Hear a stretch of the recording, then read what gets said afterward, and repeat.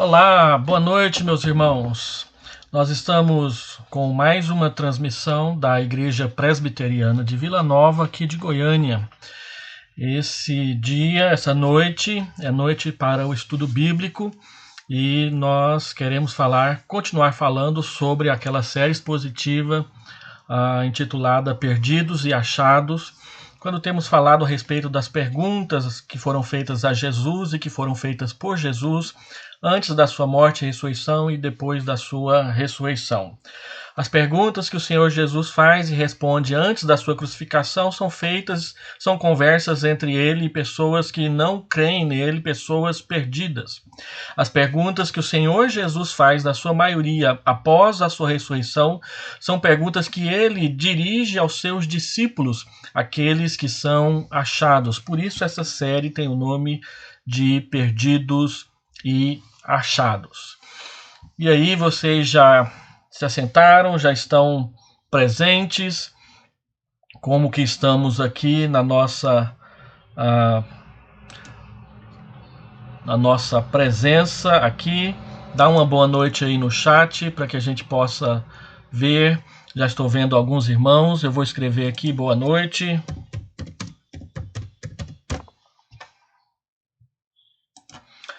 Muito bem, hoje tem uma novidade aqui para a abertura do nosso estudo bíblico. Nós vamos ter uma participação musical. Eu estou aqui aprendendo a mexer com esse programa. Vamos ver se ela entra de forma adequada.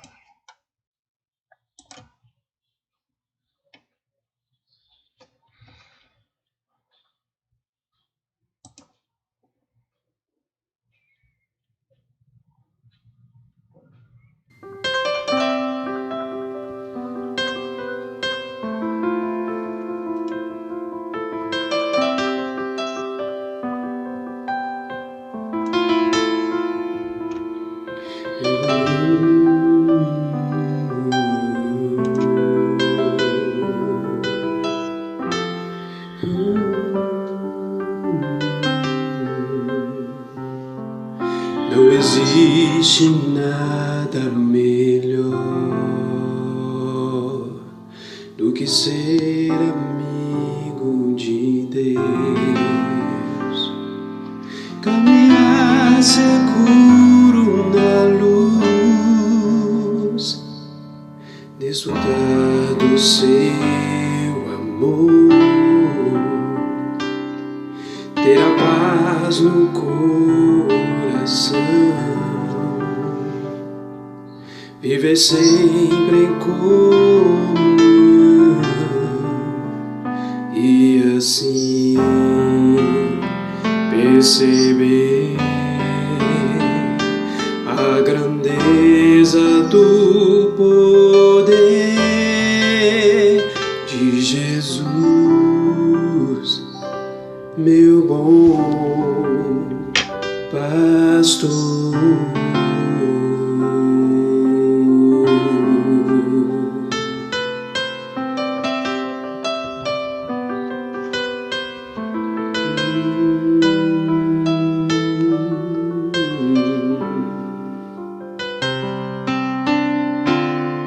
Ter a paz no coração, viver sempre em comunhão e assim perceber a grandeza do poder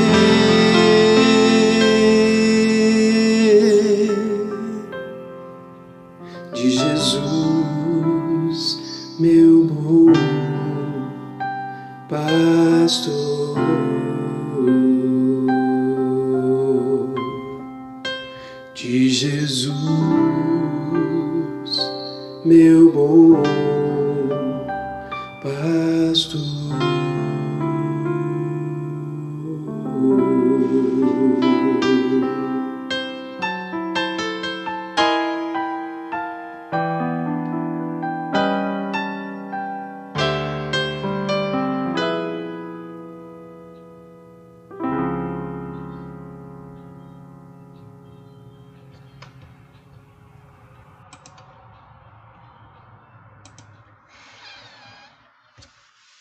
É isso aí. Muito bom. Obrigado, Fred. Obrigado, César, por essa participação maravilhosa. Espero que os irmãos tenham podido cantar junto com a gente essa belíssima canção cristã. Muito bem. O texto que nós vamos meditar nessa noite é o texto do Evangelho de João, capítulo 20, versículo 24 ao versículo 29. Evangelho de João, capítulo 20, versículo 24 ao versículo 29, a palavra do Senhor diz assim: Ora, Tomé, um dos 12, chamado Dídimo, não estava com eles quando veio Jesus.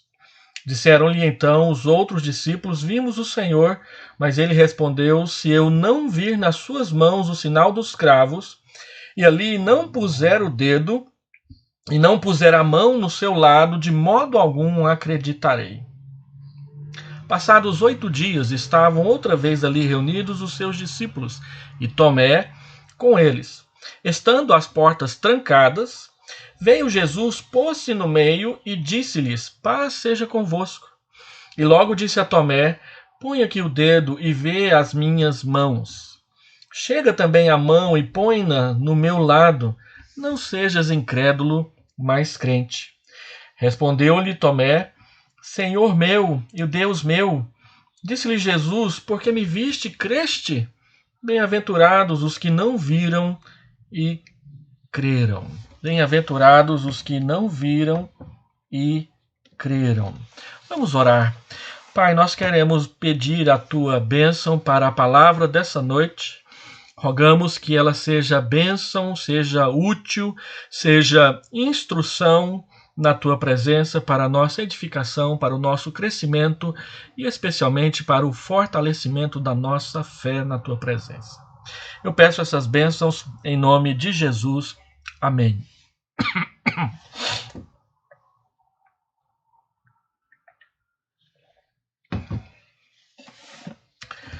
Deixa eu acertar mais uma janela aqui.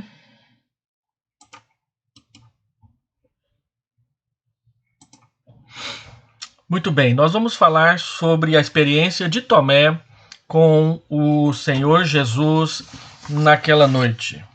O propósito dessa série expositiva que nós temos feito é mostrar que Jesus está vivo, que ele e que por essa razão nós precisamos continuar seguindo o Senhor Jesus como discípulos, como aprendizes da sua palavra, como alunos que estão seguindo o seu professor, o seu mestre, no presente, e não nos enterrar no passado como se a nossa fé só fosse boa lá atrás. Não, o Senhor Jesus está vivo, está presente, Ele está conosco, Ele prometeu e nós estamos com Ele.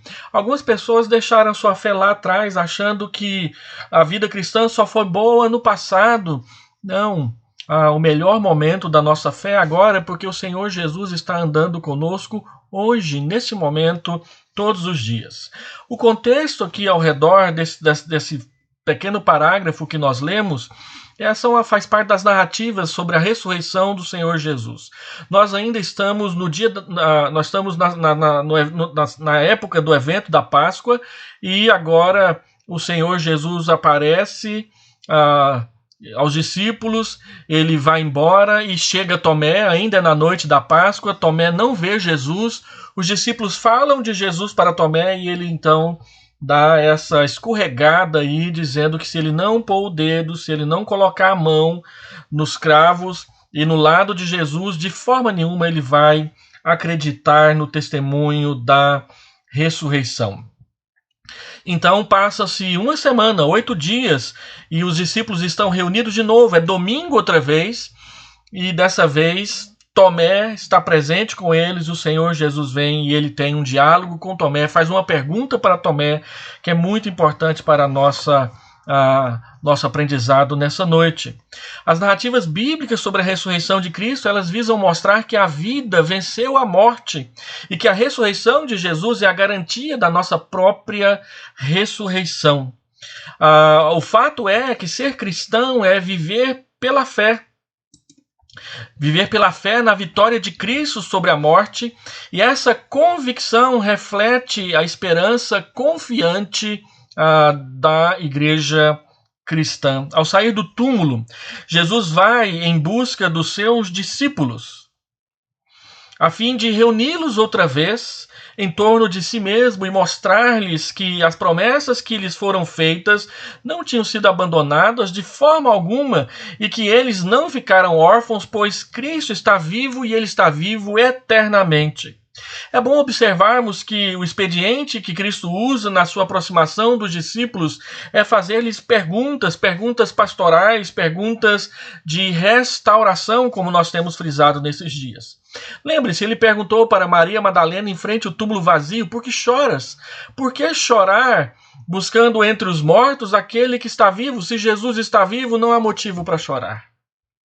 Ele perguntou para os 2 discípulos na estrada de Emaús: por que vocês estão preocupados?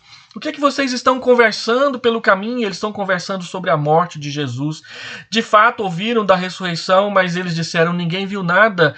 E o Senhor Jesus, então, lhes explica a palavra de Deus e faz arder o seu coração à medida que os leva a entender as promessas da Bíblia, das Escrituras Sagradas.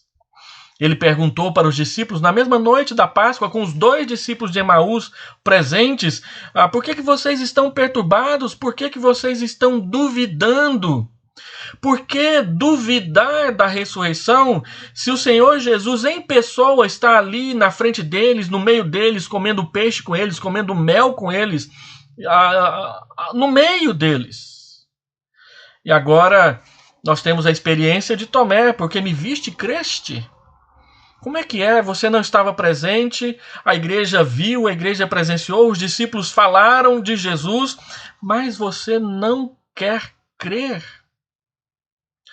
Então, nós precisamos aprender algumas coisas a respeito dessas perguntas que o Senhor Jesus faz para nós, porque todas elas são pastorais, todas elas são para restaurar, todas elas são para tirar as nossas dúvidas, os nossos medos e, principalmente, levar-nos da incredulidade para a fé na sua ressurreição, na sua obra, na sua pessoa, em quem ele é como Deus encarnado que andou entre nós. Logo após o primeiro encontro da igreja com o Senhor ressurreto, a alegria demonstrada pelos discípulos foi ofuscada pela incredulidade de Tomé, conforme nós vimos aí no versículo de número 20, quando o texto diz: e dizendo isso, lhes mostrou as mãos e o lado.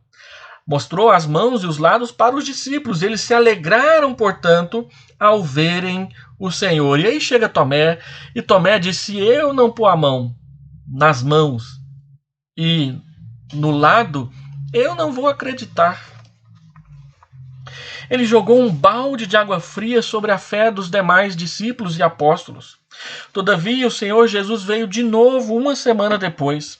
E ele se dirigiu primeiramente a todos numa saudação e depois ele se dirigiu diretamente a Tomé como uma pergunta desconcertante e também constrangedora. E o meu tema de hoje é falar sobre isso. Porque me viste e creste? Porque você me viu, você creu? Jesus oferece uma resposta ao coração que duvida, ao coração duvidoso, ao coração que persevera na incredulidade e não se abre para crer e depositar a fé em Jesus. A palavra de Deus nos mostra nesse pequeno trecho que a ressurreição nos tira da incredulidade para a fé. Crer sem ter visto pessoalmente a Cristo é uma condição bem-aventurada na perspectiva de Cristo, porque ele diz: bem-aventurados os que não viram e creram. Então, falando sobre isso, vendo as perguntas que o Senhor Jesus disse aos seus discípulos, aqueles a quem ele vai encontrando pelo caminho, nós estamos prontos para fazer a primeira pergunta dessa noite, que é: quem era Tomé então? Ora, Tomé, na lista dos discípulos, que era dividida de 4 por 3, 3 fileiras de 4 apóstolos, Tomé está sempre situado no segundo grupo, na segunda fila, na segunda linha. Seu nome significa gêmeo, que em grego é a palavra dídimo. João o chamou de Dídimo por 3 vezes no seu evangelho.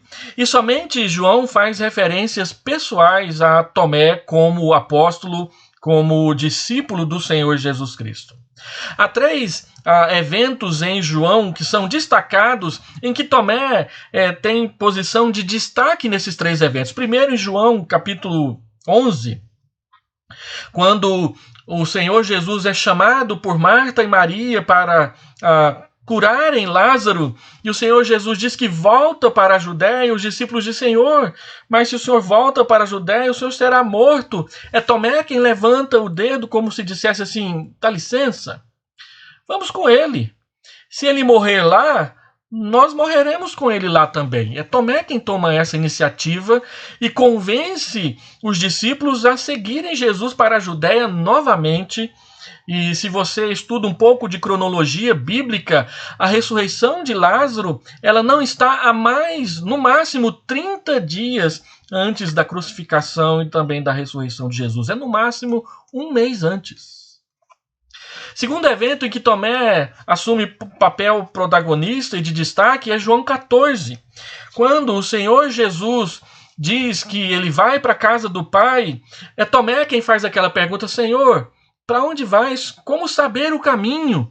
Então o Senhor Jesus responde para Tomé: eu sou o caminho e a verdade e a vida.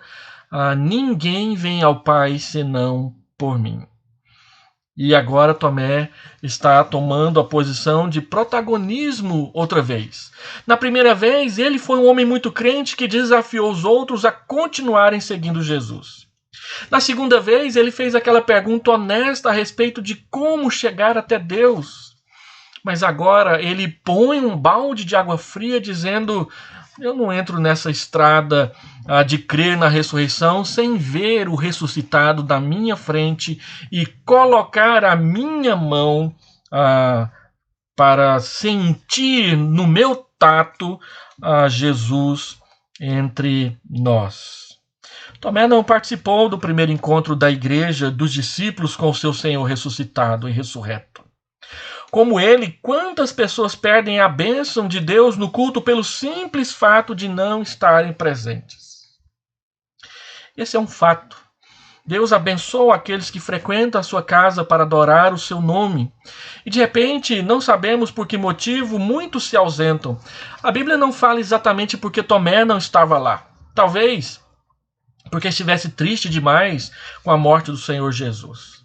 Talvez ele estivesse também remoendo o fato de que ele se afastou do Senhor Jesus num momento tão grave e sério como aquele. Talvez ele estivesse depressivo, chorando sozinho pelos cantos e não quisesse transparecer sua tristeza para os outros apóstolos e discípulos. Talvez ele estivesse confuso, como todo mundo estava, e não sabendo o que fazer, ele preferiu não estar com os outros. Tantas possibilidades que nós não podemos dizer com certeza qual foi, mas que redundou no fato de que Tomé não estava com os discípulos quando o Senhor Jesus veio a primeira vez.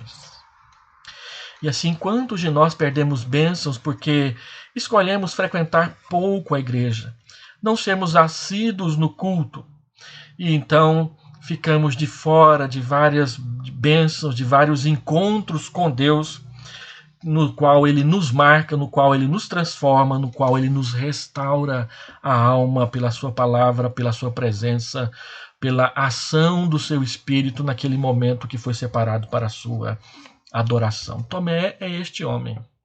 Um homem que é difícil de ser levado a crer, mas que quando é levado a crer não se afasta facilmente do Senhor Jesus. Em segundo lugar, Tomé questionou o testemunho da igreja, conforme nós lemos aí no versículo 25. Disseram-lhe então os outros discípulos: vimos o Senhor. Mas, olha a adversativa, ele respondeu: se eu não vir nas suas mãos o sinal dos cravos, e ali não puser o dedo, de modo algum acreditarei. Os discípulos lhe disseram unanimemente que haviam visto o Senhor. Contudo, todavia, entretanto, porém, mas, Tomé respondeu que mais do que ver para crer, ele precisava era tocar para crer. Querer tocar nas coisas é um costume bem goiano, daqui de Goiás. Nós, quando falamos que queremos ver uma coisa que alguém está mostrando, imediatamente a tomamos da sua mão e dizemos: deixa eu ver isso. Parece que os nossos olhos estão nos nossos dedos aqui em Goiás. E Tomé era assim, ele dava para ser um excelente goiano, comedor de piqui, de pamonha e dessas coisas que falam de Goiás lá fora, inclusive no exterior. Não, ele quer ser positivo, no sentido de que eu quero ver com os meus próprios olhos, eu quero tocar com as minhas próprias mãos. E isso pode ser positivo no caso das pessoas estranhas que estão acostumadas a mentir, mas é muito negativo no oposto, pois gera bastante desconfiança. E essa atitude de Tomé coloca em descrédito o testemunho verdadeiro dos outros discípulos, que são a igreja, no que diz respeito à ressurreição do Senhor Jesus. E quantas vezes nós vemos pessoas fazendo exatamente assim com o testemunho da igreja, questionando o testemunho da igreja no que diz respeito à proclamação da ressurreição e da vida e da presença do Senhor Jesus entre nós. Os discípulos não estavam mentindo a Tomé, mas ele julgou como fruto da imaginação o que não era, jogando para o campo da dúvida: se eu não vir. Ele colocou no campo do si aquilo que era mais pura e límpida verdade. Muitas vezes nós lançamos dúvidas sobre as coisas que existem, que exigem de nós respostas rápidas, a fim de fugirmos da responsabilidade de por que não estávamos lá, ou de por que não fizemos a nossa parte. Por causa disso, Tomé teve que esperar 8 dias para sair da sua dúvida.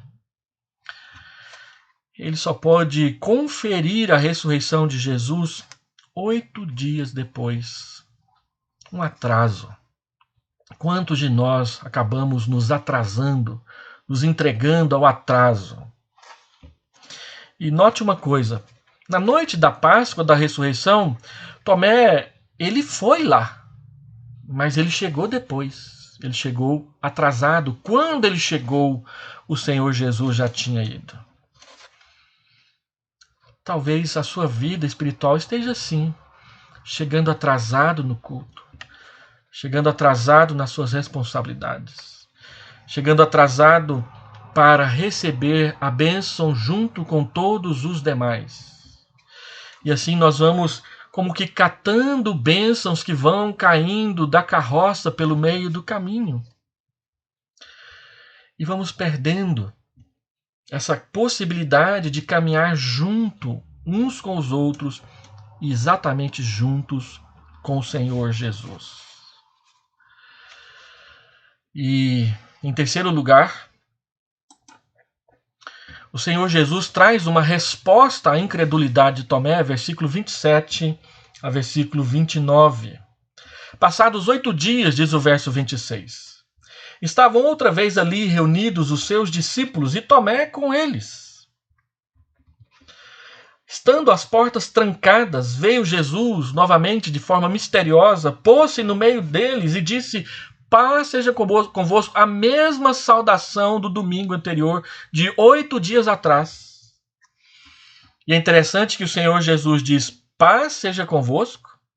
E o texto diz, no verso 27, que logo ele se dirigiu a Tomé. Ele deseja a paz para toda a igreja, mas ele se dirige imediatamente a Tomé com uma palavra muito forte, que depois vai proporcionar a pergunta que dá tema a esta meditação, a esta palavra, a esta exposição da palavra de Deus.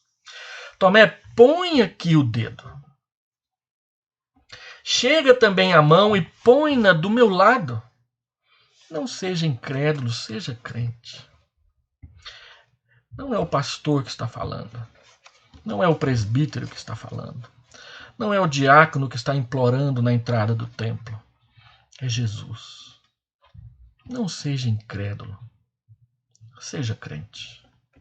Não fique para trás. Não chegue atrasado. Não perca a bênção que eu estou preparando para você.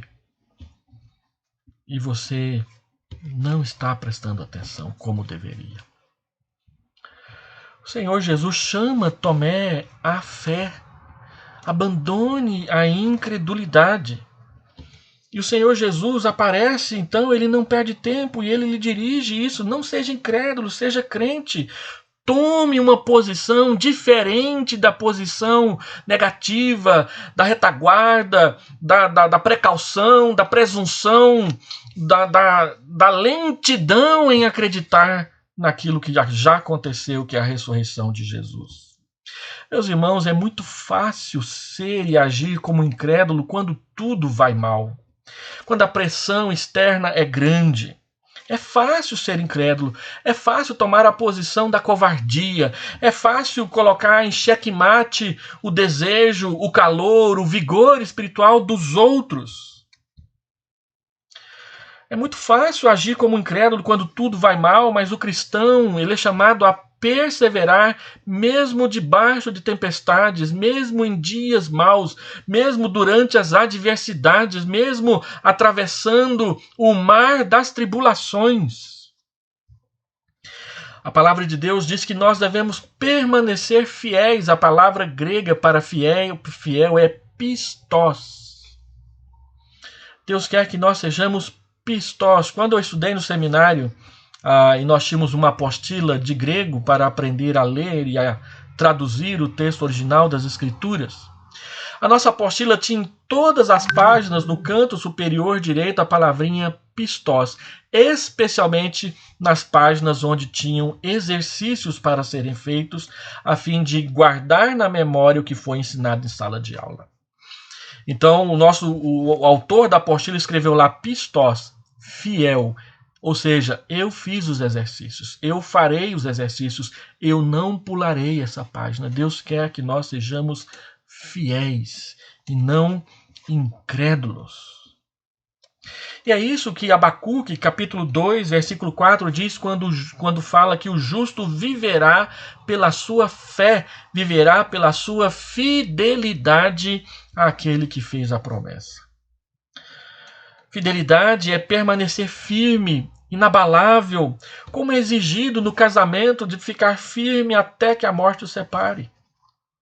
Por que o Senhor lhe chama a atenção diante dos outros? Por que o Senhor não chama para um canto, como nós vivemos dizendo que precisa ser feito, e simplesmente lhe dê essa reprimenda à parte para que ele não fique envergonhado? Nós vivemos na época do politicamente correto. Qualquer coisa que seja dito em público que coloque alguém contra a parede é tratado como maldade, é tratado como falta de educação, é tratado, no mínimo, como alguém sem noção que não sabe como se comportar adequadamente em público. O Senhor Jesus estaria reprovado, então, por muitos de nós, hoje, com aquela velha história.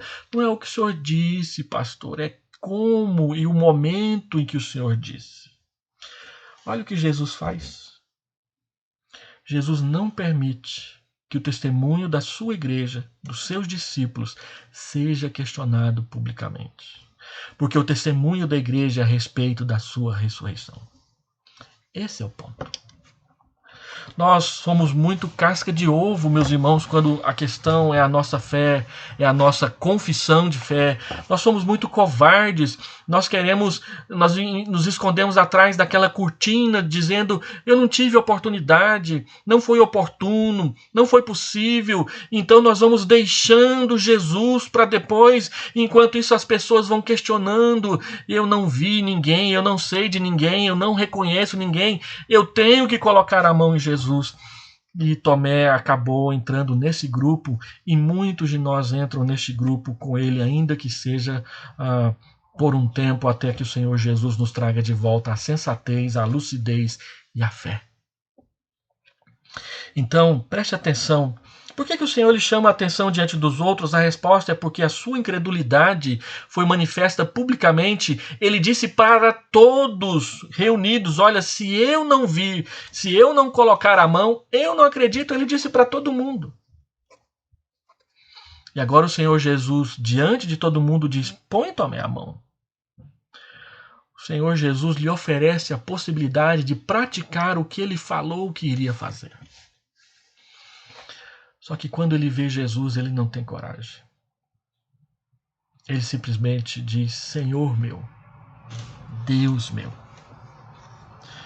Lembra quando o Senhor Jesus, em Mateus 18, falou a respeito de como tratar aquele que nos ofendeu? Se o teu irmão te ofender, vai conversar entre você e ele só. Se ele te ouvir, ganhaste o teu irmão. Se ele não te ouvir, leva 2 testemunhas. Se ele ouvir você e as 2 testemunhas, ganhaste o teu irmão. Se ele não ouvir, diz-o à igreja.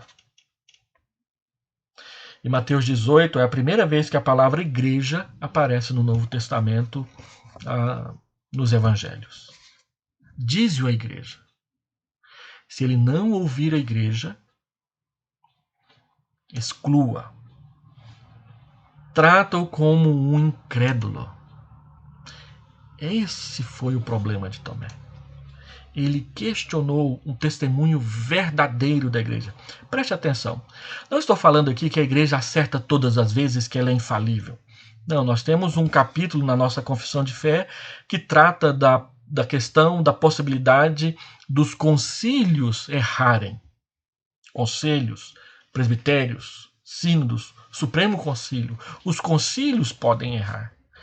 Mas eu estou falando aqui do testemunho veraz, do testemunho verdadeiro da igreja relacionado à ressurreição de Jesus. Testemunho, ou questionar o testemunho da igreja a respeito da ressurreição, o testemunho verdadeiro, comprovado pelos olhos dos discípulos. É andar no mar, é nadar no mar da incredulidade. E o Senhor Jesus diz para Tomé: não seja um homem incrédulo, seja um homem crente. Coloque-se do lado dos demais, não contra os demais. O propósito da disciplina, que nós temos uma disciplina, é levar ao arrependimento e fortalecer a fé, não destruir a vida. O Senhor Jesus não está aqui com o propósito, com a intenção de humilhar Tomé, mas ele o constrange e ele o desafia, mas ele o desafia sem abandoná-lo, porque de fato e de verdade o Senhor Jesus está diante dos olhos dele, oferecendo as mãos para que ele toque nelas, porque ele ressuscitou de verdade. Esse é o ponto. Logo, Tomé pode ser demorado mais que seus companheiros para crer no Cristo, diz um comentarista chamado F.F. Bruce. Mas quando ele o fez, a sua fé foi expressa em termos que foram bem além daqueles que os outros usaram, porque quando Tomé vê o Senhor Jesus diante dos seus olhos, ele simplesmente clama: Senhor meu, Deus meu. Ele vê não somente um homem ressuscitado, ele vê o ser divino, o Senhor Jesus, que é Deus, perante os seus olhos. E isso, meus irmãos, é o testemunho da ressurreição. Aquele que ressuscitou e no qual nós cremos é Deus, o Senhor. Aleluia. No verso 28 nós temos a confissão de Tomé: Senhor meu e Deus meu. Que bem pode ser o clímax do evangelho, quando João vem mostrando paulatinamente que Jesus é o pão da vida, a luz do mundo, ele é o bom pastor, ele é a porta das ovelhas, ele é a ressurreição e a vida, ele é o caminho, a verdade e a vida, ele é a videira verdadeira, ele é o Senhor. E a vida eterna é esta: que te conheçam a ti, o único Deus verdadeiro, e a Jesus Cristo, a quem tu enviaste. Tomé então diz: Senhor meu, Deus meu. Não é uma exclamação de susto de alguém que simplesmente foi tomado pela surpresa de que era verdade o testemunho da igreja. Esse é o caminho que os testemunhas de Jeová trafegam quando eles falam que Tomé não reconheceu a divindade de Jesus aqui. Ele simplesmente levou um susto e disse: Deus meu, Senhor meu. Ora, um judeu não fazia isso, porque ele sabia que não poderia falar o nome de Deus em vão. E eles levavam isso a sério. Então, por que me viste, creste? É a pergunta que o Senhor Jesus faz. mas ela é acompanhada de uma outra promessa que nos atinge profundamente a nós que vivemos no século XXI. Bem-aventurados aqueles que não viram e creram.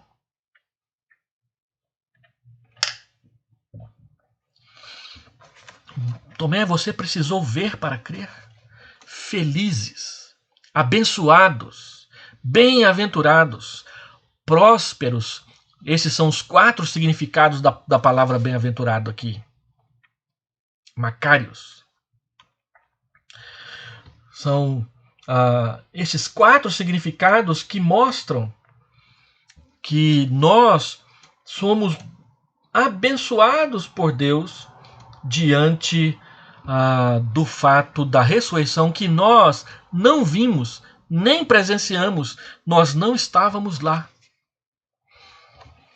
E aqui o Senhor toca profundamente no fundamento da fé cristã, que é crer na ressurreição do Senhor Jesus, mesmo não estando lá. Tomé não foi diferente dos outros que também só creram porque viram. Quando as mulheres falaram da ressurreição, eles não acreditaram. Quando os 2 discípulos estavam tentando convencê-los da ressurreição e eles estavam duvidando, então é que o Senhor Jesus apareceu. Tomé, nesse sentido, não é inferior nem pior do que os outros, porque eles também só creram quando viram.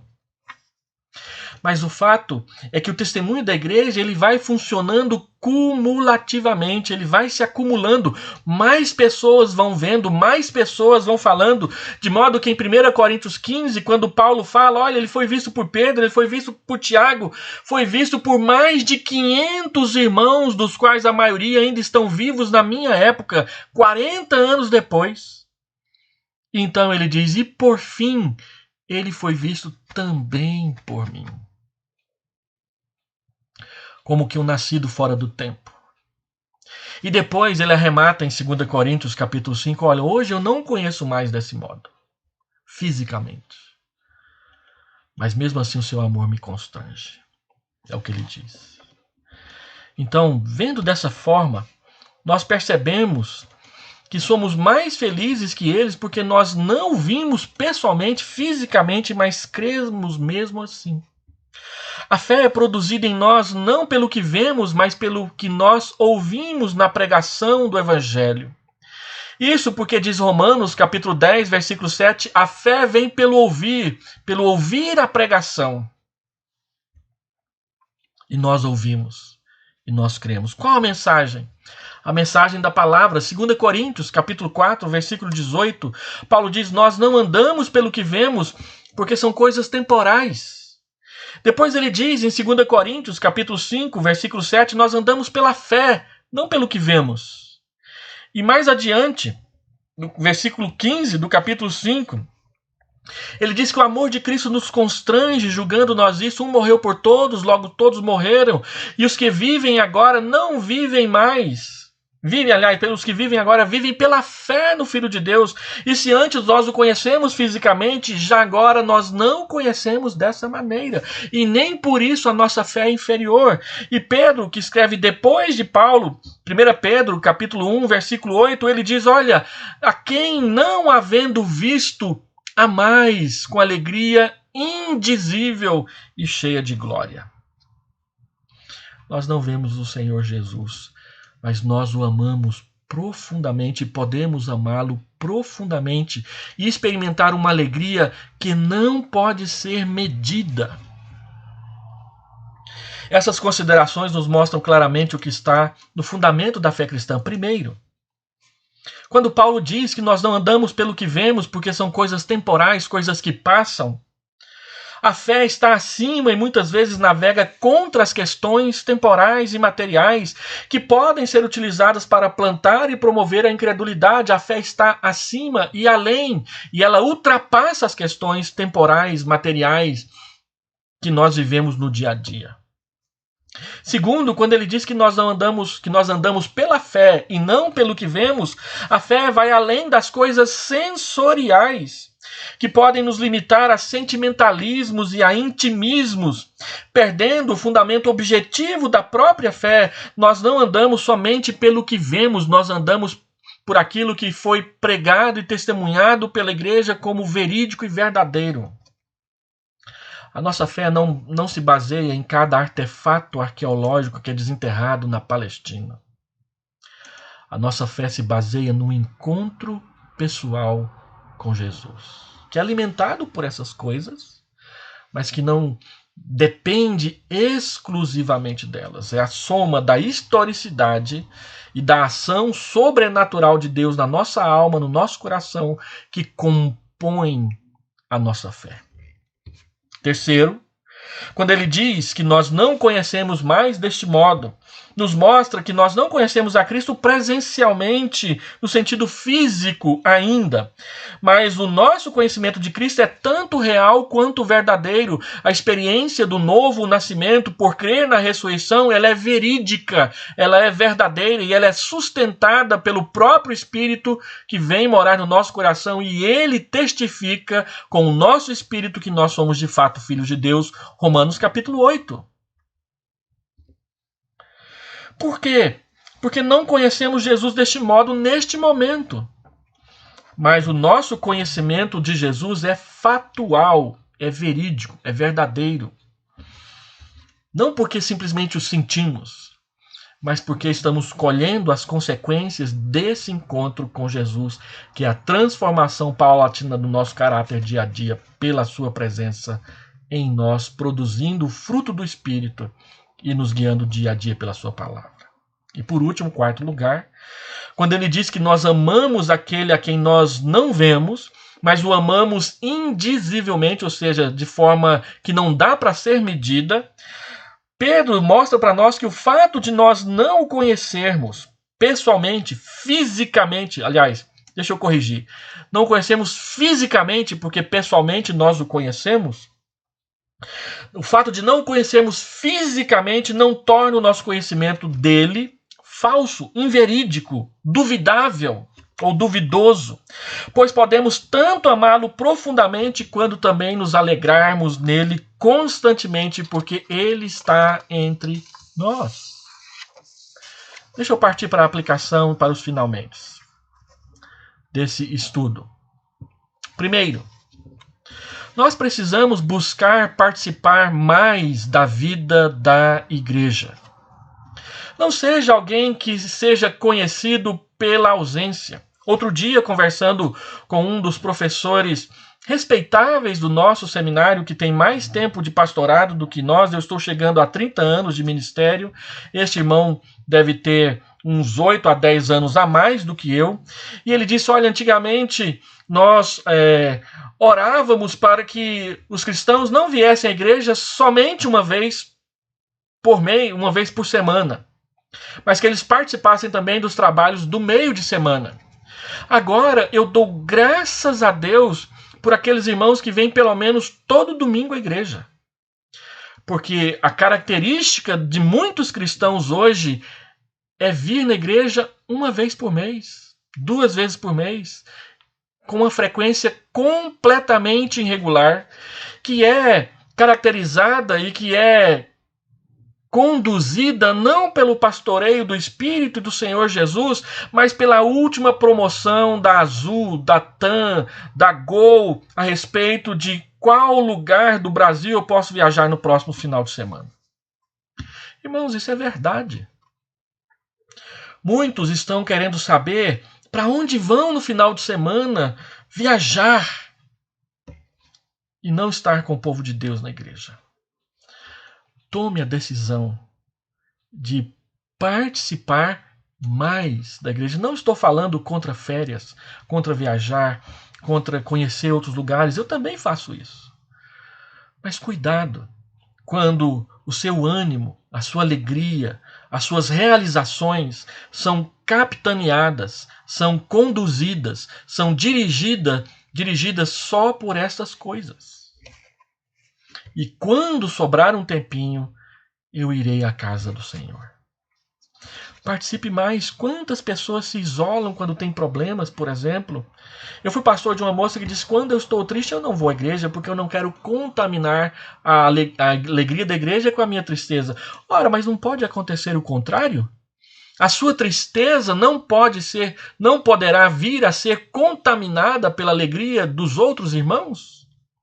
Porque ser corpo e ter unidade com a igreja é saber conscientemente que nós vamos chorar com os que choram, como hoje choramos com a nossa irmã Marisa Helena pelo passamento do seu esposo, um homem queridíssimo da nossa igreja. Mas na semana que vem, quem sabe, nós vamos nos alegrar com aquele irmão, com aquela irmã que passou no vestibular, que foi contratado por uma nova empresa e quem sabe com um salário melhor. E nós vamos nos alegrar com este irmão, com essa irmã. Nos vamos alegrar com aquele casal que está completando 50 anos, bodas de ouro, bodas de ouro do seu casamento. A igreja chora com os que choram. A igreja se alegra com os que se alegram. Portanto, se a sua tristeza pode contaminar os outros, a alegria dos outros também pode te contaminar e vice-versa. E é assim que nós vivemos a unidade do corpo de Cristo. Segundo, precisamos exercitar a fé em meio a circunstâncias adversas. Nós estamos atravessando uma circunstância adversa. Exercite a sua fé. Não se entregue à tristeza, à ansiedade, ao medo, à covardia. Quantos de nós estamos trancados dentro de casa, passando álcool em gel toda hora na mão, brigando com a esposa, brigando com o filho, brigando com o pai, por causa dos métodos e dos procedimentos de segurança quanto ao Covid-19.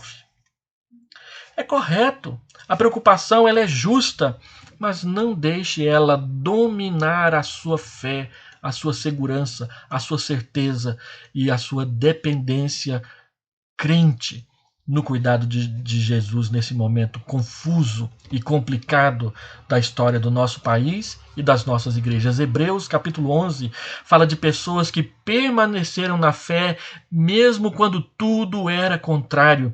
E o veredito de Hebreus 11 a respeito dessas pessoas é que essas pessoas, o mundo não era digno delas. Muitos de nós vivemos uma vida que é digna do mundo, que o mundo se digna dela, porque muito mais do que crer e confiar em Jesus, simplesmente tem medo de tudo e se deixa conduzir pelas más notícias da televisão. O versículo 38 de Hebreus diz que o mundo não era digno dessas pessoas. Se abandonamos a nossa fé, é porque nós merecemos viver as consequências adversas que o mundo nos impõe. Mas se não abandonamos a nossa fé, nós nos tornamos dignos do elogio do nosso Salvador. Nosso esforço é no sentido de estar perto de Jesus. Perto dele estamos bem. Ele é o nosso pastor. Por último, em terceiro lugar, nós precisamos lutar contra o pessimismo e também contra a incredulidade. Na igreja, é o local onde nós mais lutamos contra a incredulidade e o pessimismo. Pessimismo é baixar os olhos para o chão, é empacar como a mula que não quer andar mais. Mas a esperança do cristianismo é buscada numa certeza imutável: Cristo vive e é Senhor. Aleluia! E eu quero terminar, então, citando mais uma vez um texto que se tornou um texto do meu coração, e eu quero compartilhar com vocês João capítulo 16, versículo 21 e 22. A mulher, quando está para dar à luz, tem tristeza, porque a sua hora é chegada. Mas depois de nascido o menino, já não se lembra da aflição, pelo prazer que tem de ter nascido ao mundo um homem. Olha o que o Senhor Jesus diz para nós agora. Assim também, agora vós tendes tristeza, mas outra vez vos verei. O vosso coração se alegrará e a vossa alegria ninguém poderá tirar. Aleluia, aleluia, aleluia. Hoje tem tristeza, mas nós veremos Jesus. Ele virá do céu, entre as nuvens, prateadas, brilhando como algodão quando o sol está a pino. E todo olho o verá. Nós sairemos dos túmulos, ressurretos, para ver com os olhos Jesus chegar.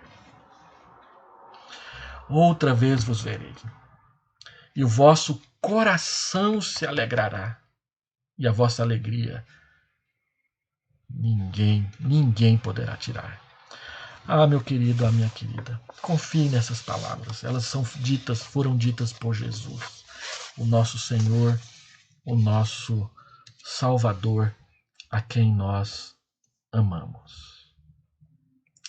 E assim, que o Senhor te abençoe nessa noite. Que o Senhor te guarde. Vamos orar. Pai, nós queremos pedir ao Senhor que fortaleça a nossa fé, que encha o nosso coração do teu Espírito, para não duvidarmos, para não sermos incrédulos, mas para sermos crentes. E assim testemunharmos o que o Senhor tem feito nas nossas vidas, com as nossas vidas, através das nossas vidas e pelas nossas vidas. Que cada um, Senhor Deus, ao se deitar nessa noite, descanse em paz.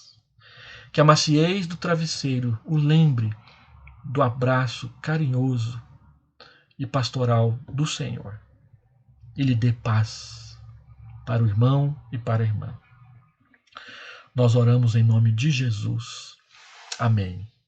Que o Senhor te abençoe e te guarde. Que o Senhor te encha